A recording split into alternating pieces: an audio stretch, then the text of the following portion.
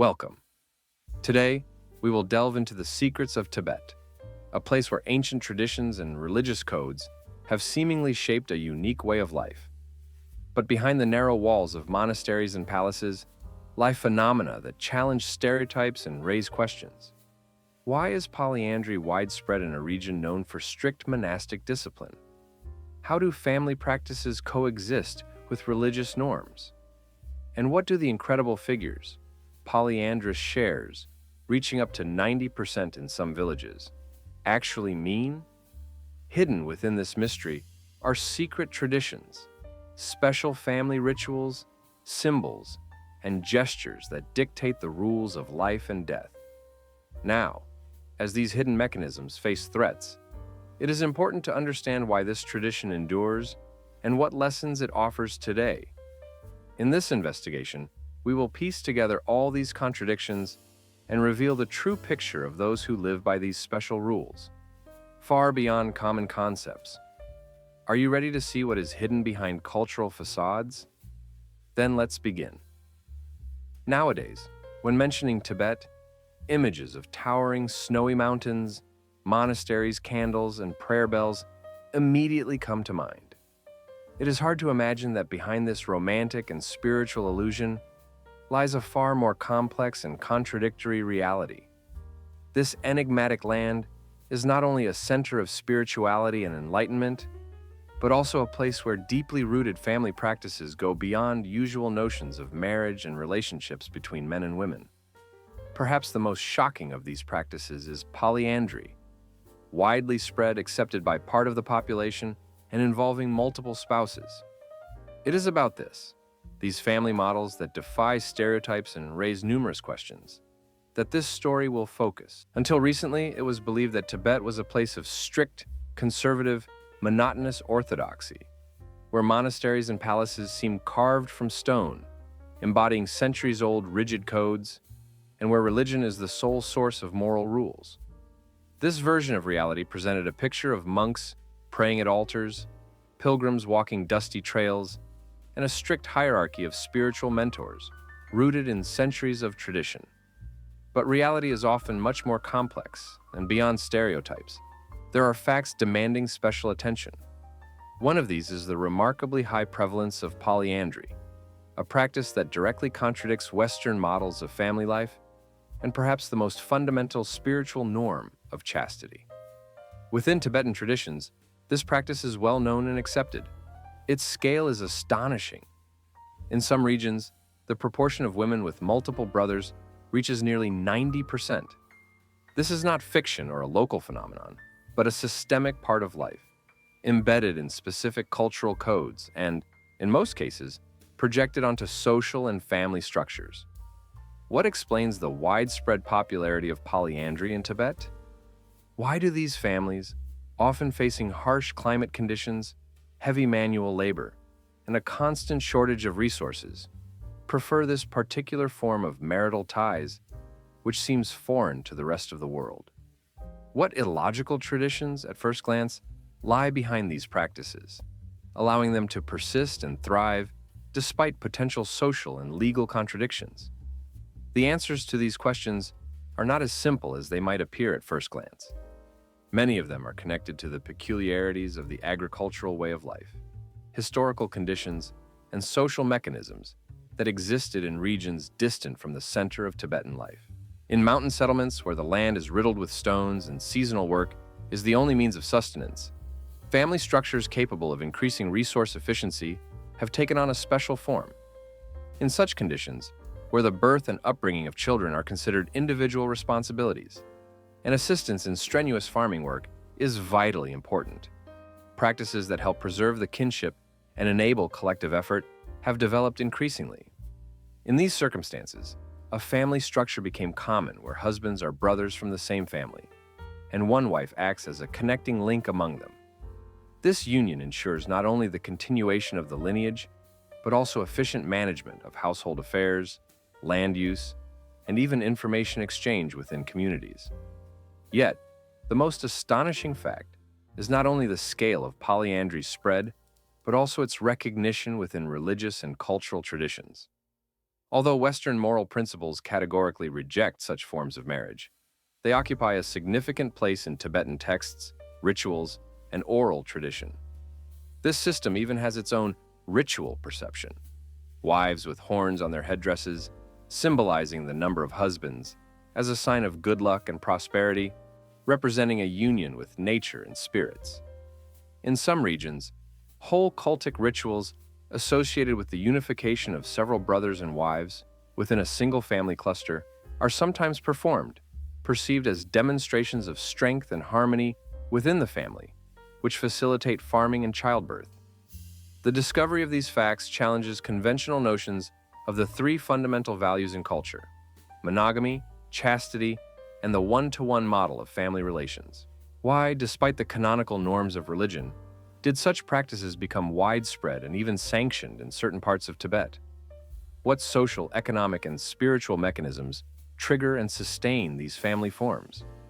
And more importantly, what role do religion, customs, and practical survival considerations, so to speak, play in this process? And can it be said that they determine the survival of the way of life itself? Studying these phenomena, researchers often encounter an unspoken truth embedded within family and ritual connections. Polyandry is considered dangerous to Western concepts, but within other contexts, it is perceived as a natural mechanism for adapting to challenging conditions. That is why understanding the motives, prescriptions, and functioning of these family unions is important. Behind these practices lie not only fragments of culture, but also answers to many questions related to the formation of the Tibetan world, its traditional economy, and even spiritual life. Analysis shows that these family structures perform vital functions. They ensure stability in times of scarcity, preserve and transmit knowledge, values, and skills, and strengthen collective survival.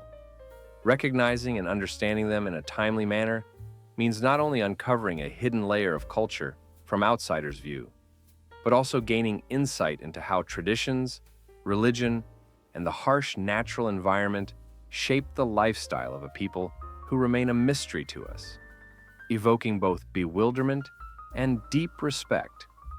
Is it correct to assume that such practices are only remnants of the past or confined to isolated communities? No.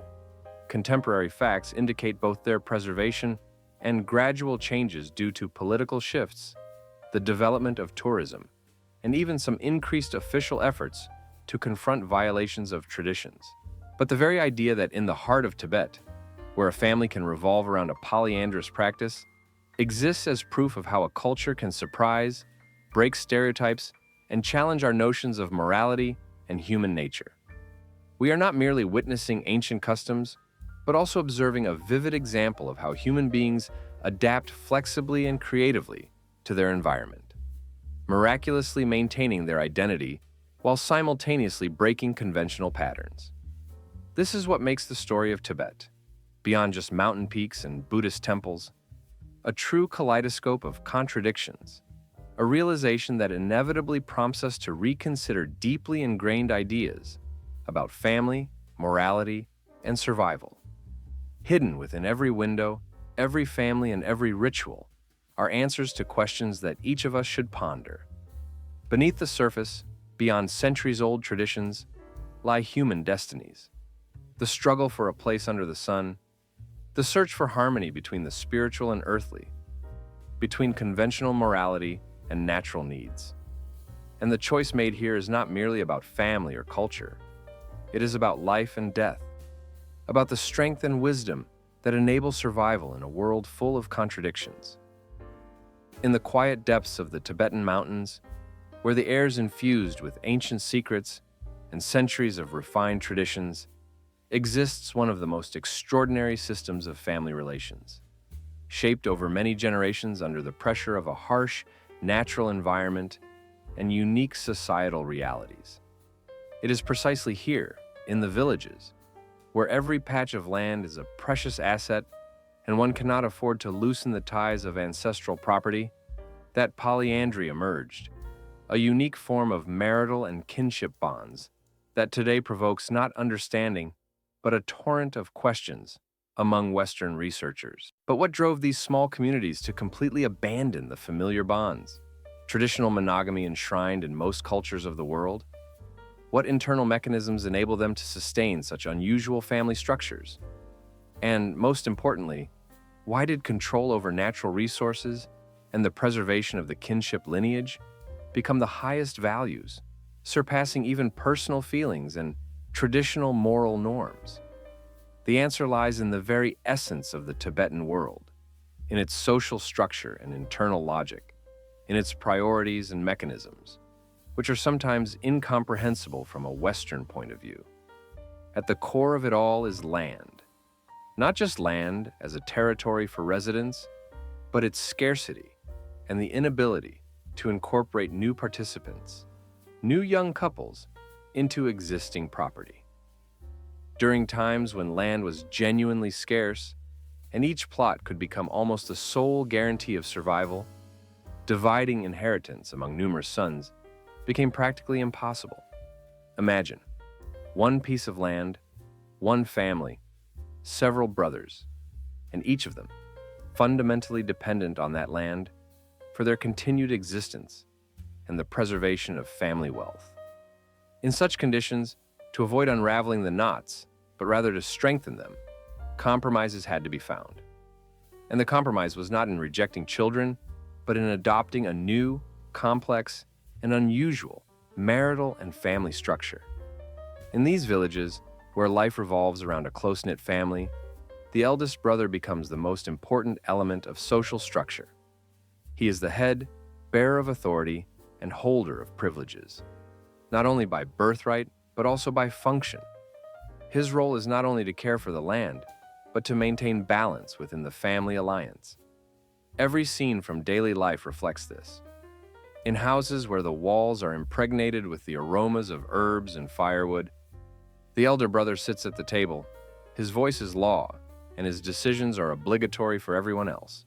Younger brothers, often holding lesser status and authority, participate not only in field work, harvesting, or caring for livestock, but also engage in the intimate, vital aspects of family life.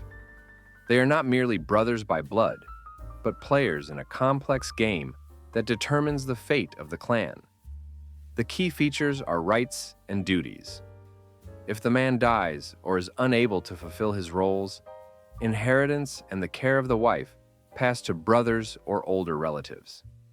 A woman in such conditions does not live in isolation. She is part of a living organism, which is additionally supported by her brothers.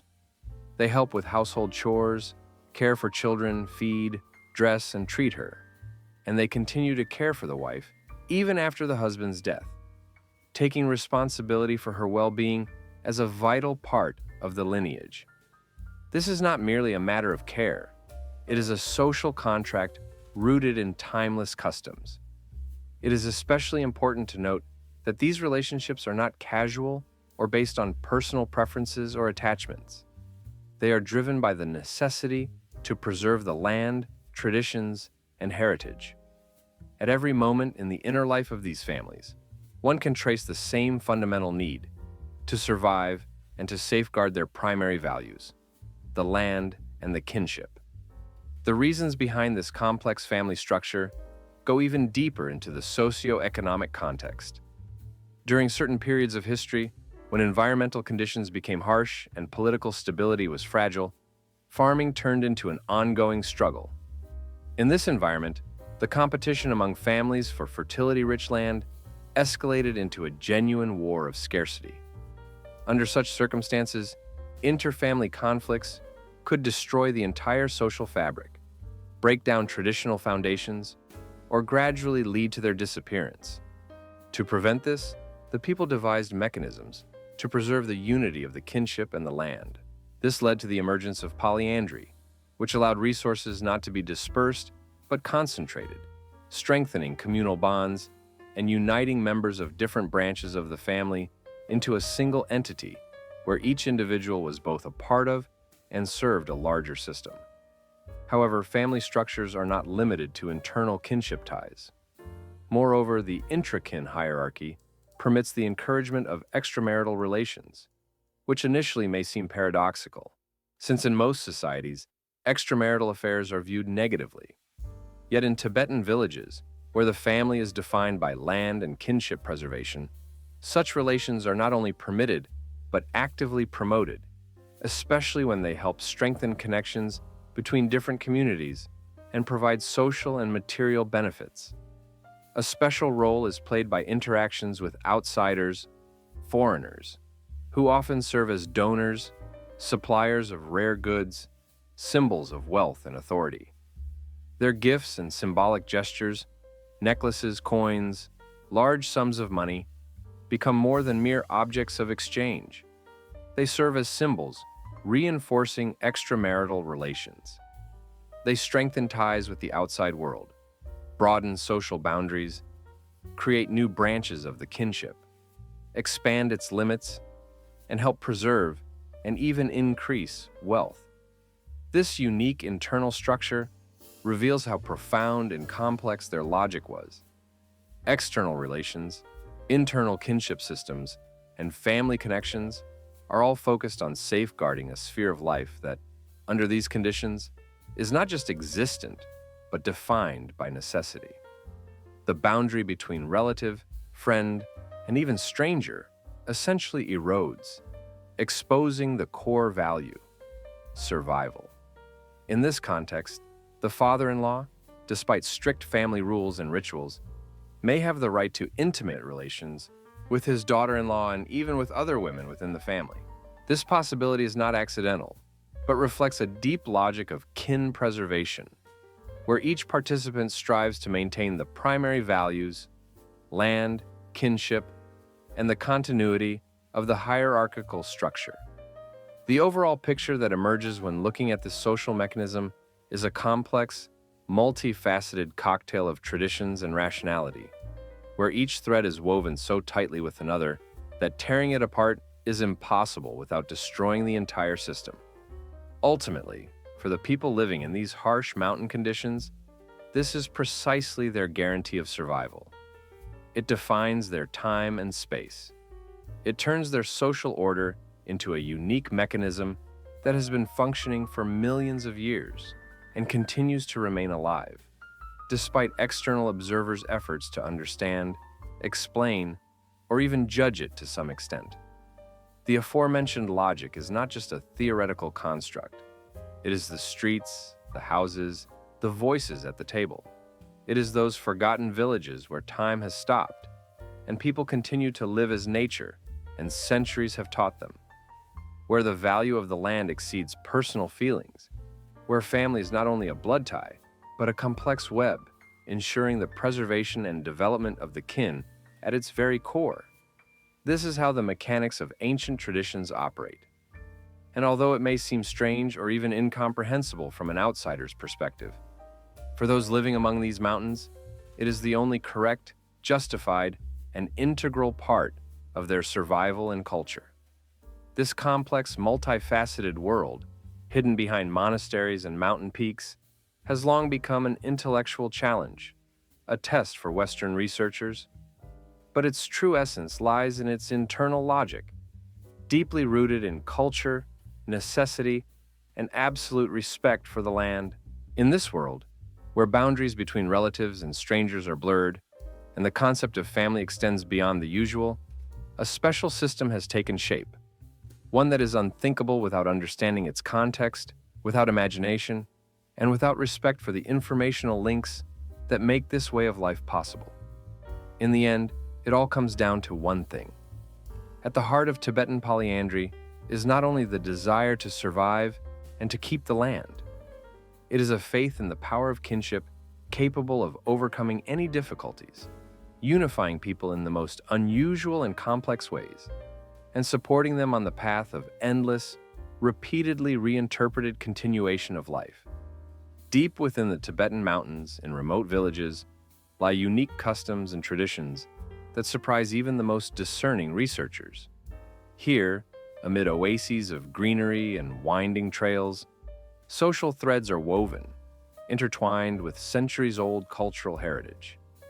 And at the center of this world, are relationships that sound wild to Western ears, but are perfectly natural, sometimes even encouraged, for the local inhabitants.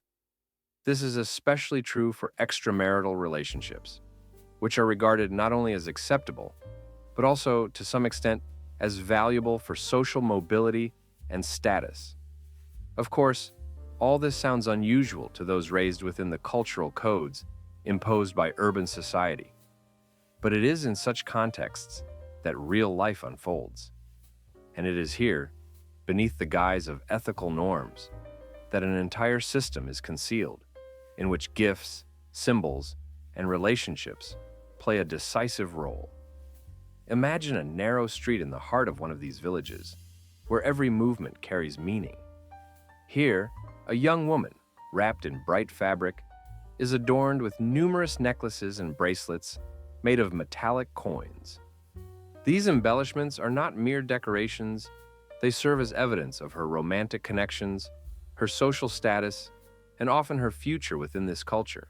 Each coin, each necklace, is not an accidental ornament, but a kind of social passport, signaling to those around her who she is, how many admirers she has, and most importantly, with whom she might forge her destiny. The more jewelry she wears, the higher her reputation. Their quantity acts as a kind of social respect scale, and their value is a vivid testament to her attractiveness and her skill in maintaining relationships. The richer and more expensive the jewelry, the more high-ranking suitors show interest in her, increasing her chances of marrying a worthy partner. Adorning oneself with numerous coins and necklaces is not merely a cultural detail. It is a part of family competition, an element that defines not only personal dignity, but also family status. In these villages, where appearance signifies wealth and social standing, long-standing competitions for attention are divided into stages. The girl's parents, hoping to ensure her better future, begin bringing symbolic and gift-based offerings. After all, in this system of values, beauty is not the only criterion. The quantity, quality, and value of gifts, especially necklaces, are equally important. These ornaments transform from simple decorations into status symbols, a kind of currency capable of unlocking more advantageous marriage proposals. When considering responsibility and consequences, here lies one of the most intriguing features of the local culture. Not only in society's eyes, but also in the consciousness of the participants themselves, extramarital relationships have almost become the norm. When a child is born, sometimes outside of marriage, it is the father who must demonstrate his responsibility. In these Tibetan villages, there is a tradition, upheld by customs and widespread practice. The father of the child is required to spend 2 weeks in the mother's household to confirm his commitments. This simple, seemingly trivial ritual, rooted in culture rather than law, is a testament to responsibility that is informally passed down through generations. It strengthens bonds and proves that even outside official marriage, the responsibility for one's children is a norm, not something requiring formal legal validation. Thus, in this system, where laws often give way to established customs, a father's responsibility is not just a conscientious act, it is a social duty, a mark of courage and maturity. These traditions remain alive to this day, although they are often concealed from outsiders. In remote villages where laws outlined in urban jurisprudence have little effect or are ignored, norms have taken root, under which polyandry and polygamy are perceived as normal. In places where the law does not prohibit polyandry and customs support it, a person can have multiple spouses, and social recognition does not depend on formal marriage contracts. In such a system, where monogamy remains only a formality and wealth and connections are the most important indicators of status, a unique social cocktail is brewing. By 2008, it was recorded that in some of these villages, the proportion of women engaged in polygamous or polyandrous relationships reached nearly 90%. These figures are not coincidental. They confirm an average practice deeply rooted in daily life.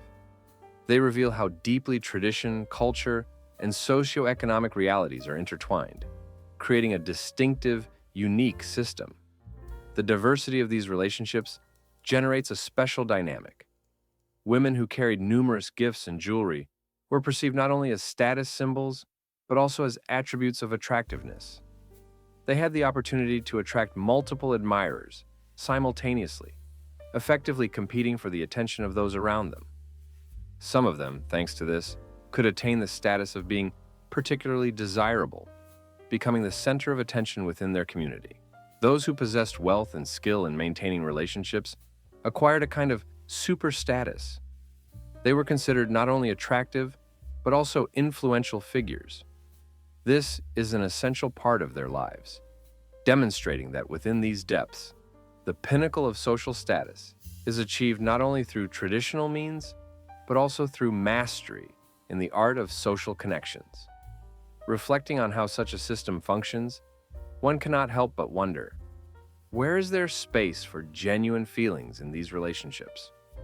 Or is it all just competition and show? It seems that here, love itself is not the primary value. Instead, the emphasis is on the ability to demonstrate one's attractiveness, feelings, and worth through gifts, jewelry, and social presence. These customs may appear complex, contradictory, and even cruel to outsiders, but within this culture, they acquire their own meaning, a meaning rooted in respect for tradition, preservation of social order, and responsibility. The evidence provided by these traditions is sincere and irrefutable. They demonstrate that even in the seemingly wild and alien rituals to the Western ear, there is a particular logic, which for the participants is not merely outdated rites, but a fundamental part of their life, their world, and their understanding of their place in society. All of this is crucial to the mosaic, an intricate and seemingly strange tapestry for an outsider, yet complete and alive precisely here, at the border between tradition and modern reality. Such customs not only shape their social space, but also allow us to understand what it means to be part of this culture, what its values are, and how it preserves its uniqueness, even in the age of globalization. Evidence and proof all point to the fact that in these worlds, so far removed from civilizational bustle, principles still prevail, principles that, although seemingly foreign, remain the building blocks of this secret, special heritage. And within them, one can see not just ancient rituals, but entire systems of meanings which, despite their complexity and contradictions, create a distinctive way of life, an image worthy of careful and serious analysis. Hidden behind the mountain peaks and secluded monastery courtyards of Tibet is an era filled with secrets and mystical practices that still amaze and inspire awe among researchers. These lands, imbued with ancient wisdom and sacred rites, preserve unique rituals related to men's health and longevity, most of which are unknown even to those outside the region. Among them, a special place is occupied by the practice of semen retention, not merely a technique, but a whole philosophy woven into the fabric of local culture, religion, and way of life. This practical form of sex, rich in meaning and symbolism, serves not only for pleasure or fertility, but is also regarded as a powerful tool for strengthening health, conserving vital energy, and maintaining men's spiritual well-being. Cheers and enthusiastic praise for those mastering this technique are not only expressions of admiration for male strength, but also respect for their longevity, mind, body, and their right to inner harmony. In these mountain valleys, a man's value is determined not only by his physical strength, but also by his ability to manage his internal flows, control sparks of passion, and sustain semen retention for hours. What is the meaning here? It is no coincidence that in local legends and tales, the idea is expressed that a man capable of extending sexual acts to many hours is genuinely valued in society, not only from the perspective of personal power, but also socially and spiritually.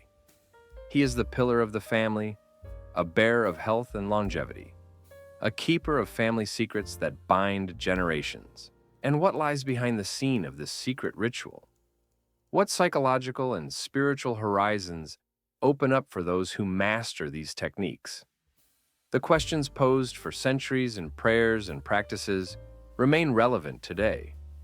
Against the backdrop of political, economic, and cultural isolation of the region, and behind the Tibetan temples, their own norms and values have developed over centuries. These practices are not just methods of personal self-improvement or health preservation.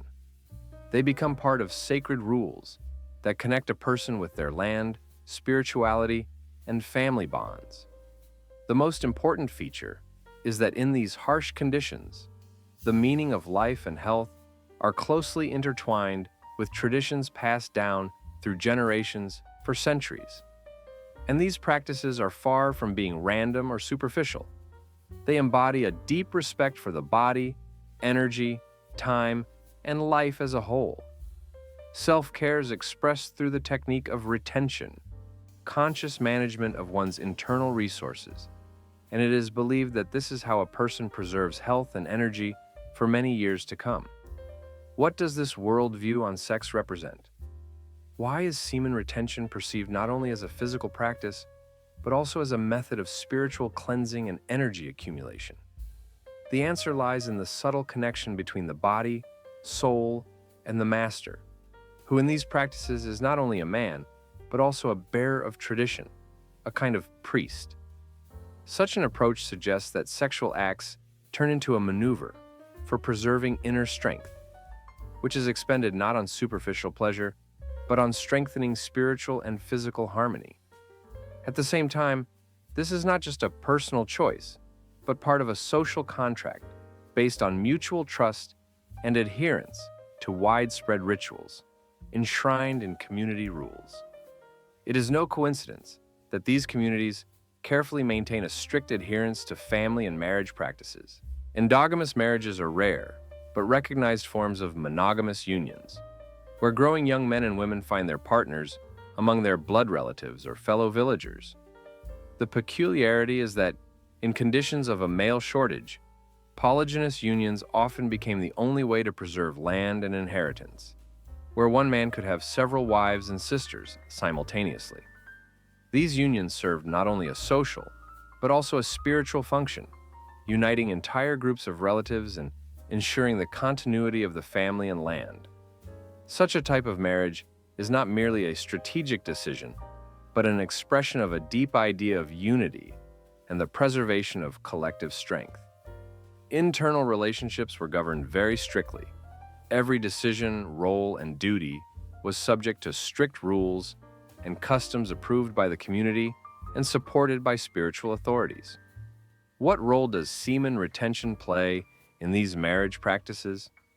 Why is energy preservation considered the most crucial aspect of male health?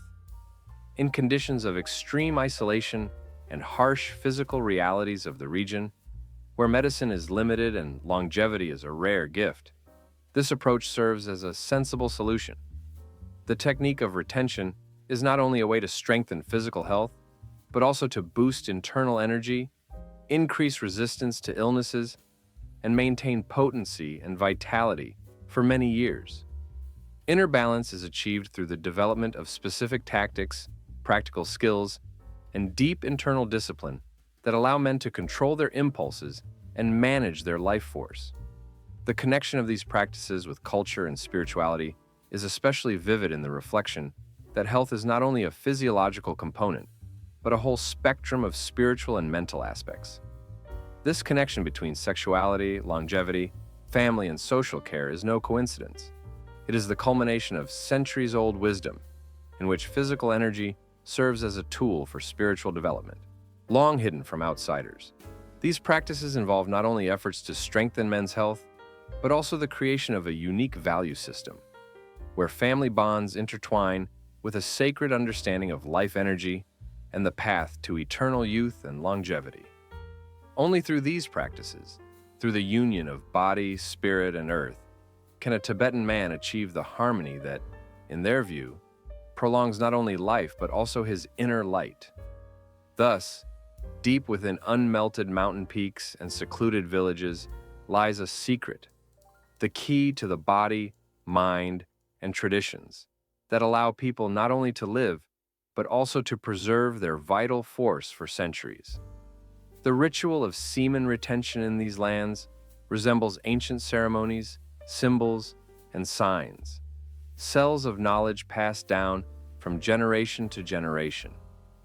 All of this bears witness to the close relationship between health, spirituality, and social structure. They are inexorably aimed at one goal: preserving and multiplying life potential, creating a special energy that exists not only within the individual, but also within an entire culture. In this unique world, where the boundaries of time and space dissolve, practices related to managing internal energy become symbols of eternity for both individuals and the nation as a whole. Within these mountains lies the key to longevity and the heart to inner strength and spiritual awakening. Hidden in the heart of the high Himalayas is not only ancient wisdom of Buddhist monasteries, not only majestic landscapes imbued with a spirit of spirituality and solitude. Behind the impenetrable snow-capped peaks and azure river streams lies an incredible, sometimes shocking fabric of traditional life, which shapes the unique appearance of entire peoples whose way of life predates many modern civilizational norms. Among them is a special reputation, a unique approach to relationships, ruthlessly opposed to Western standards. Tibet is not only the sacred texts of monasteries and the historical monuments that evoke awe among tourists worldwide, it is also a living, breathing socio-cultural layer where family ties are built on very ancient, sometimes astonishing and morally contradictory rules. Practices handed down through generations shape within the community a unique memory, embodied in rituals and traditions, firmly established often without regard to modern ethical norms.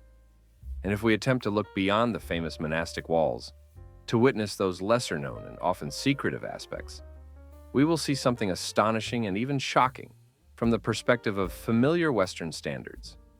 Practices of polyandry, where one woman shares a husband with her sisters or other relatives, extramarital affairs, and frank attitudes towards sexual practices that do not conform to the norms of modern Western morality, all these phenomena form their own distinct system of family and intimate relations, rooted in rituals and everyday traditions. They are accompanied by specific attitudes towards widowed women and family responsibilities, which often manifest not through institutionalized marriage, but through more complex and frequently hidden forms of connection. In those remote villages, where nothing prevents ancient customs from surviving to this day, the local population often perceives such relationships as natural and unquestionable, part of their deep-rooted worldview, where family ties carry not only legal and ritual significance, but also a sacred meaning. Quite often in those impoverished and isolated regions of Nepal and Tibet, there is an astonishing statistical pattern. Most families operate according to principles that seem decidedly unorthodox to Western observers. These principles allow women to have multiple husbands, women to maintain extramarital relationships, and men to engage in polygamous arrangements that are often not condemned by society. Why does this happen? What is the reason for such an ancient structure that has survived through the ages? At its core lies a deep social framework that prevents the disruption of the balance of power and ensures the stability of the community. These relationships have their own traditions, rituals, symbols, and often a distinct understanding of honesty and love, which contrasts with Western notions. This entire system is the product of millions of years of development, protest, and adaptive strategies embedded in the cultural code of the people and reinforced through rituals. Despite modern influences, external pressures, and globalization, traditional practices continue to be maintained. Sometimes under the weight of external social norms, sometimes in defiance of them, Local communities insistently defend their cultural heritage. No one forces them to abandon their ancient customs, as within these traditions lie not just rules of everyday life or religious rituals, they form the framework of their identity. Therefore, it is still quite possible to hear stories from women and men who proudly and confidently speak of their family ties, perceiving them as part of their spiritual and social world. What will happen next? Can international organizations, adhering to modern human rights standards, persuade these peoples to change their established relationship models? Or will the unique cultural identity, which includes these sometimes shocking practices from the Western perspective, continue to survive, rooted in the depths of history? This issue does not seem simple, as it touches not only on social norms and customs, but also questions the very nature of understanding morality, respect for traditions, and the preservation of national identities. These identities have evolved over centuries along a path they knew nothing else, solely driven by their own values. It is not just a puzzle or an anthropological anomaly, it is a live issue of modern times. Time will reveal how this unique part of our heritage will change or remain preserved, and what role global progress and cultural stability will play. It is important not only to preserve traditions, but also to recognize them as part of a rich, complex, and diverse world, where each culture seeks its own way. Our duty is to understand, hear, and properly appreciate the richly nuanced spectrum of human relationships that have been forming in the distant corners of this extraordinary land for centuries, maintaining their unique beauty and deep meaning for those who believe and continue to walk ancient paths.